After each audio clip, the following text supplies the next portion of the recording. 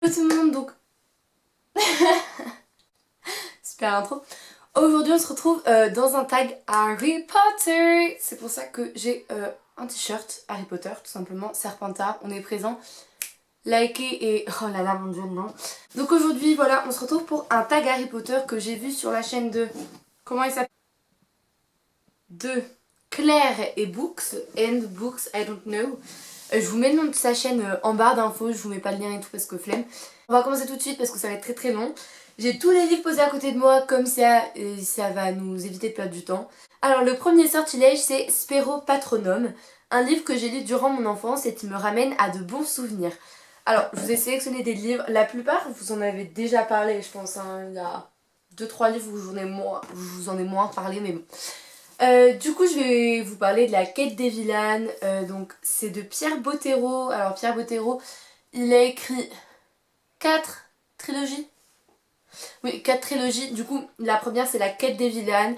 La deuxième, c'est les mondes des vilanes. Du coup, c'est la suite, mais un peu après, il me semble.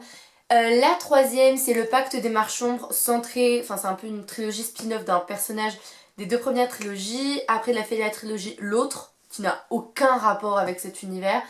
Et il a écrit le premier tome de la trilogie Les âmes croisées, sauf qu'il est mort après avoir écrit le premier tome. Donc, c'est l'histoire de Camille qui va un jour se retrouver dans un monde parallèle, tout simplement, avec son ami qui s'appelle Salim.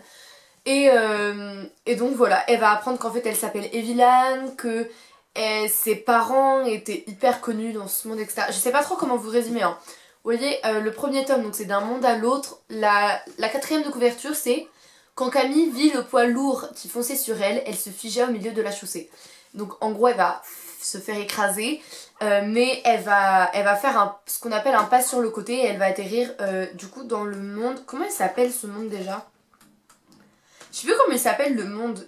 Et à la fin, vous avez tous les personnages. Du coup, ça c'est trop trop bien. Genre, on a leur caractère et tout. Vous avez des mini fiches personnages. D'ailleurs, il y a une vidéo sur les fiches personnages qui est sortie sur ma chaîne mercredi dernier. Je sais pas quand sort cette vidéo, mais bon, voilà. Après, le tome 2, c'est la quête des vilanes. Toujours donc les frontières de glace. Donc là, c'est avec les ghouls principalement, il me semble.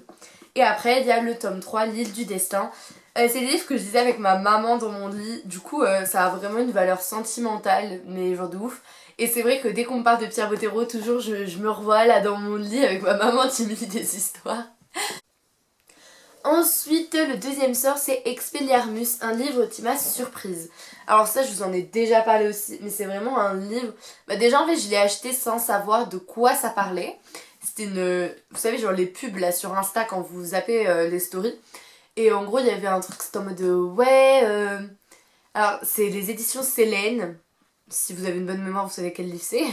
Les éditions Célène et tout, qui refont en gros plein de livres où ça parle de matchs, genre de concours, etc. dans des éditions spéciales. Donc ils ont refait le Quidditch à travers les âges, ils ont dû ressortir les mangas Alita, il me semble.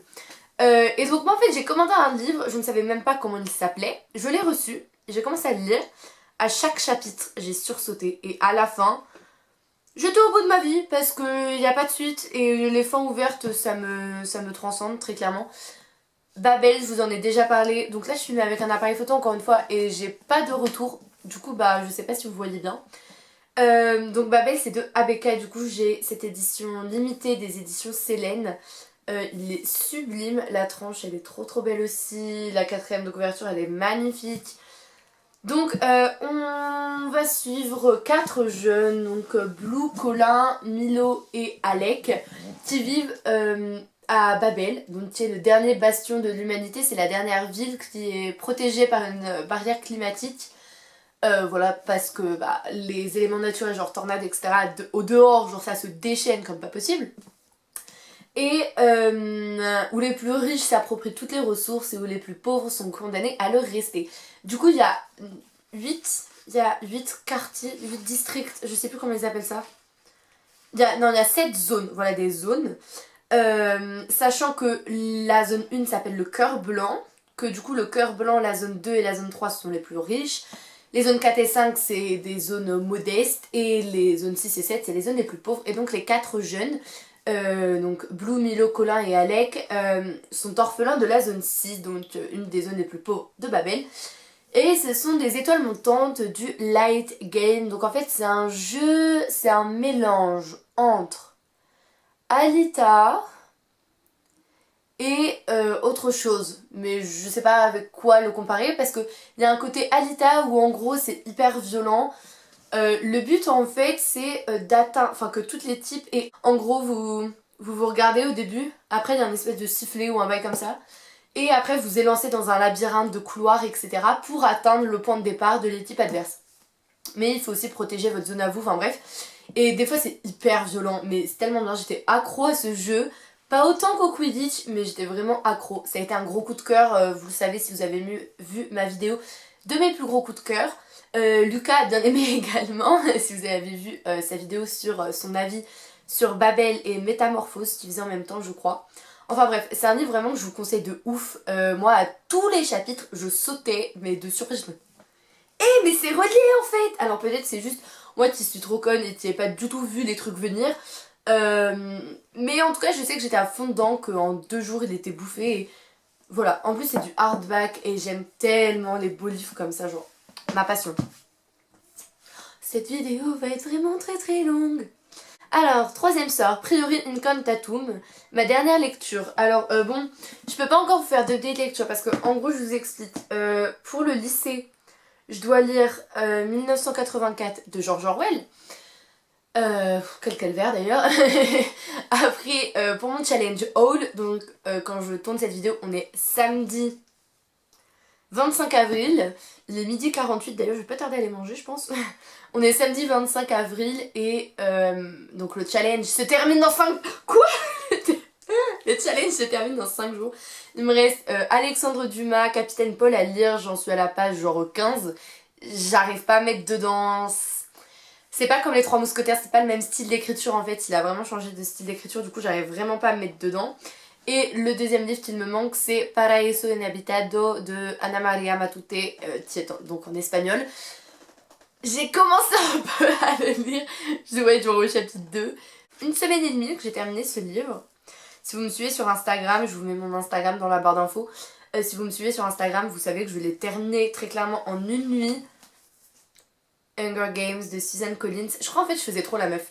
Je faisais trop la meuf en mode non mais jamais la vie ça va me plaire, tout le monde dit que c'est meilleur que le labyrinthe, blablabla. Alors pour moi c'est pas meilleur que le labyrinthe, après vous savez que moi le labyrinthe c'est genre là mais ça m'a quand même fait un énorme book hangover parce que donc je l'ai fini un vendredi soir, enfin un samedi matin parce que je l'ai terminé vers 1h parce que je pouvais plus m'arrêter de le lire et j'ai redémarré à lire, donc j'ai commencé Alexandre Dumas le jeudi, donc il y a 2-3 jours là j'ai commencé à lire Alexandre Dumas parce que vraiment j'étais...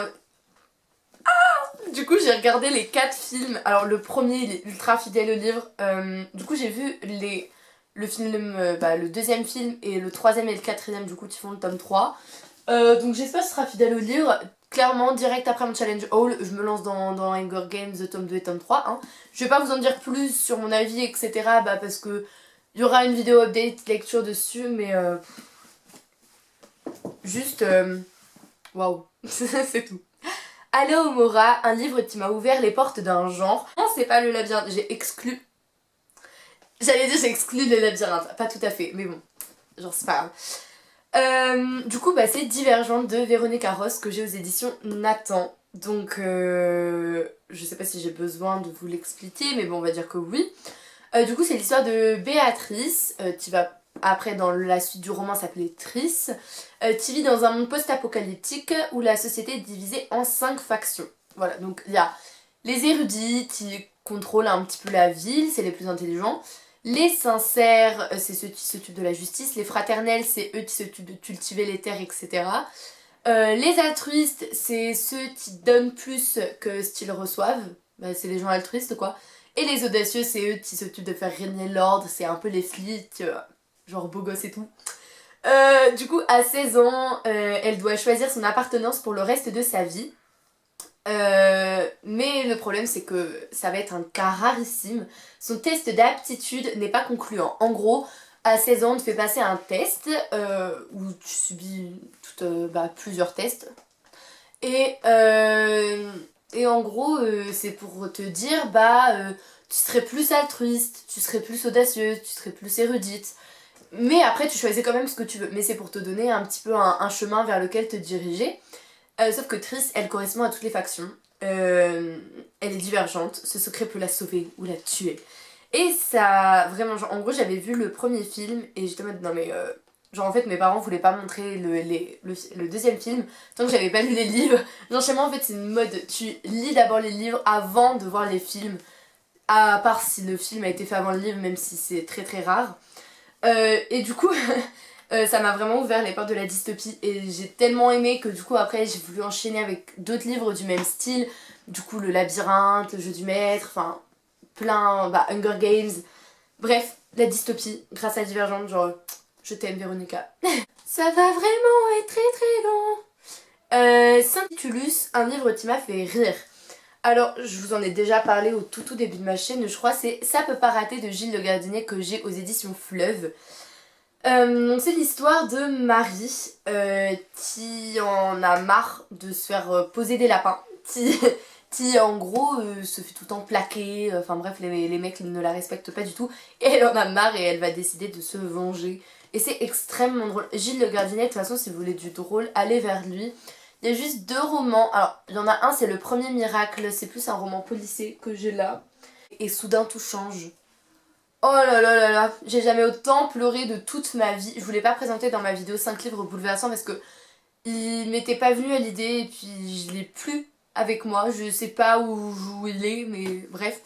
Je voudrais trop le relire parce que, oh là là, qu'est-ce que j'ai pleuré à la fin. Bref, tellement réaliste, c'est un roman contemporain, hein, mais tu te dis tellement, bah oui, c'est ce que toutes les filles devraient faire, limite. Et c'est vraiment beaucoup trop drôle. J'ai adoré, je me suis fondue la poire. Ensuite, 6ème sort, Sonorus, un livre dont tout le monde devrait en entendre parler. Alors, je vous ai sélectionné une trilogie. Attendez, parce que j'ai pas sorti que le tome 1, j'ai sorti toute la trilogie. C'est une trilogie dont je vous ai déjà parlé, donc c'est Le Jeu du Maître de James Dashner. Donc, le tome 1, Le Jeu du Maître. Le tome 2, Le Jeu du Maître Révolution, il me semble, la Révolution. Et le tome 3, Fin de partie. Alors déjà, la fin, vraiment, je me... Ah, quoi?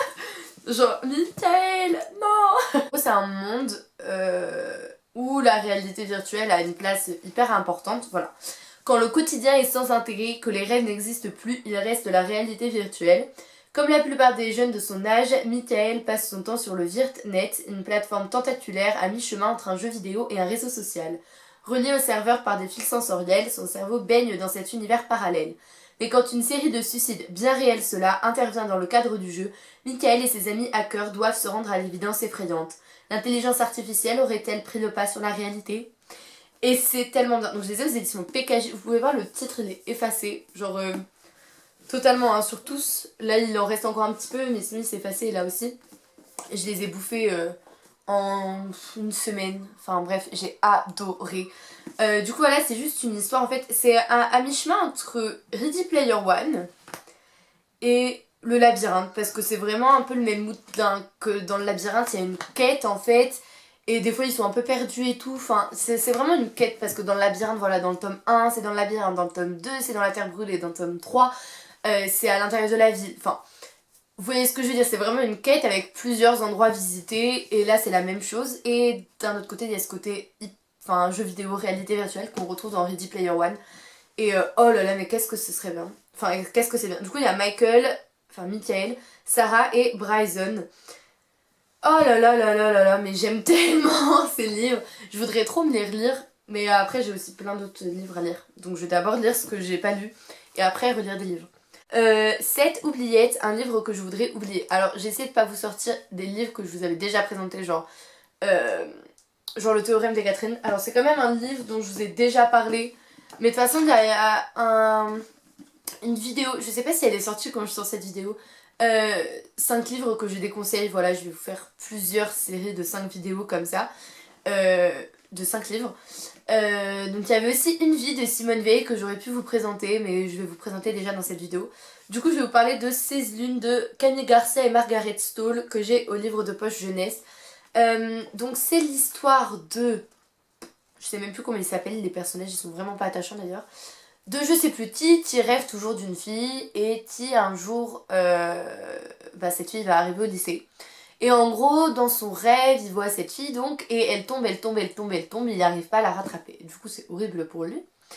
Et un jour, elle est arrivée en chair et en os au lycée. Elle était belle, mystérieuse. Sauf qu'en même temps, cette jeune fille amène une malédiction avec elle, genre pas trop cool, tu vois. Euh, En soi, j'ai bien aimé, mais en fait, il y avait la moitié des choses qui étaient tellement prévisibles. Genre, c'est affreux, vraiment. Il y a la moitié des choses qui étaient vraiment prévisibles. Et du coup, j'étais grave déçue de la fin. J'ai quand même pris le 17 lunes à la bibliothèque, du coup, le tome 2. Ça va jusqu'à 19 lunes, hein, je crois. Ouais, ça va jusqu'à 19 lunes. Donc en soi, peut-être 17 lunes, je vais aimer, du coup, je vais continuer. Mais bon, pour l'instant, je vais emprunter juste à la bibliothèque. Je vais pas acheter des livres alors que j'ai déjà pas aimé le tome 1. Enfin bref, vraiment, genre si je pouvais l'oublier, ça me ferait pas de mal.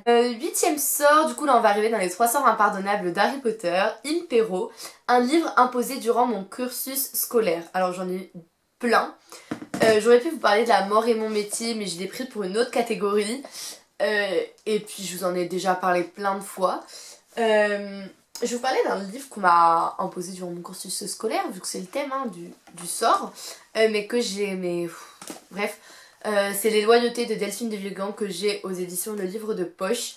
Je l'ai lu cette année, même si là du coup on est encore en confinement. Bah oui, je vous le dis, on est le 25 avril. Ouais, il est 12h58, ça fait déjà 10 minutes que j'ai regardé l'heure. Les gars, cette vidéo elle va durer une demi-heure. Du coup, on va suivre 4 points de vue différents. On va suivre le point de vue de Théo, qui est un enfant du divorce, et Mathis, donc, qui est l'ami de Théo. Et donc Théo entraîne son ami Mathis sur des terrains dangereux que je vais pas vous dire parce que voilà. Donc on va suivre le point de vue de Théo, le point de vue de Mathis à la troisième personne. Après, à la première personne, on va suivre le point de vue de Hélène, qui est la professeure de SVT de Théo et de Mathis, qui a une enfance très très violentée, qui s'inquiète pour Théo parce qu'elle pense qu'il est en danger dans sa famille. En plus de ça, par rapport à elle, ce qu'elle a vécu, elle est un peu parano. Sauf que là, elle n'est pas du tout parano par rapport à ça. Et on va suivre Cécile, qui est la mère de Mathis, et elle voit son équilibre familial vaciller au moment où elle aurait besoin de soutien pour protéger son fils. Et du coup, les points de vue des deux personnages adultes, du coup, Cécile et Hélène, sont racontés à la première personne. Et Théo et Mathis à la troisième personne. Et c'est bouleversant, c'est pas possible. Il fait 187 pages. Franchement, mais lisez-le, c'est un truc de ouf. Delphine de Vigan, elle a aussi fait No et moi, qui est sorti en film. Et Rien ne s'oppose à la nuit, qui est un roman sur sa mère que j'aimerais trop lire. Après, elle a fait D'après une histoire vraie, mais ça me dit rien. Et Un soir de décembre, mais ça me dit rien non plus. Enfin bref. Là, on est là pour parler des Loyautés. C'était hyper bouleversant, j'ai adoré. Sur le coup, en fait, genre j'adore lire, hein. Voilà, je suis une chaîne booktube, etc. Mais quand tu m'obliges à lire un livre, la plupart du temps, je vais pas l'aimer. Alors que si je le lis sans que tu m'obliges à le lire, je vais sûrement aimer quoi. Si ça vient de moi, voilà. Et du coup là déjà je partais défaitiste parce que je t'en bon encore un livre à lire et tout. Après c'était du contemporain, c'était pas un classique ou quoi que ce soit qu'il fallait encore lire quoi. Et du coup bah j'ai adoré hein. Le sort numéro 9, Andoloris, un livre qui m'a été douloureux de lire. Et là, oh là là, mais qu'est-ce que j'ai pleuré. Donc c'est aux éditions de Nathan. C'est le tome 13 des Orphelins Baudelaire de... Comment il s'appelle? Léonie Snicket. Oh là là, c'est horrible. C'est horrible. Ouais, déjà le tome 1, voilà, c'est tout commence mal. Du coup, c'est l'histoire de 3 orphelins, les orphelins Baudelaire quoi. Il y a Prunille, punaise, comment il s'appelle le gars? Klaus et Violette. Du coup, Violette c'est la plus grande, Klaus c'est le milieu, là je sais plus comment on appelle ça. Et Prunille c'est la cadette, et qui est un bébé. Et du coup, là c'est la fin de leur mésaventure. Oh là là, mais c'est horrible, vraiment, tu te dis, bon allez, c'est la fin, ils vont peut-être enfin s'en sortir. Et oui, et non, et oh là là. Genre tout le monde devrait l'avoir lu. J'ai même pas envie d'en parler, ça m'a trop... 10 Avada Kedavra, un livre qui peut tuer, enfin genre un livre qui m'a achevé et bah du coup, comment elle s'appelle sa chaîne? Je vais y arriver un jour, hein. C'est Claire Books. Enfin, elle a pris le thème dans le sens en mode un livre qui t'a dégoûté de l'humanité, enfin qui t'a donné envie de tuer les humains, très clairement. Du coup, j'en ai choisi deux. Donc, deux livres dont je vous ai déjà parlé plein de fois. Du coup, La mort est mon métier de Robert Hamel que j'ai aux éditions Folio. Bah, je vais encore vous raconter l'histoire, mais c'est pas grave. Du coup, c'est l'histoire de Rodolphe qui va être nommé commandant du camp d'Auschwitz. On va suivre le début de l'histoire en 1900... 1900 combien? En 1900... Attention... En 1913. Du coup, il a vécu la fin de la Première Guerre mondiale, la chute de l'Allemagne, très clairement, les difficultés de l'Allemagne à se remettre de cette guerre, et du coup, la montée d'Hitler au pouvoir. Il a voulu aider Hitler, il a été nommé commandant du camp d'Auschwitz, c'est lui qui a fait la solution finale, c'est-à-dire de commencer à éradiquer les juifs avec les douches. Enfin, bref, c'est horrible. C'est ce livre, mais c'est un cauchemar que j'ai envie de relire en fait. C'est... En fait, j'en ai marre parce que je vous en parle tout le temps, donc allez voir mes vidéos. Et après, avant le labyrinthe, l'ordre de tuer de James Dasher aux éditions PKJ. Du coup, c'est le préquel des labyrinthes. Du coup, bah, c'est en gros comment est-ce que le virus de la braise va se répandre après les éruptions solaires qui ont frappé la Terre.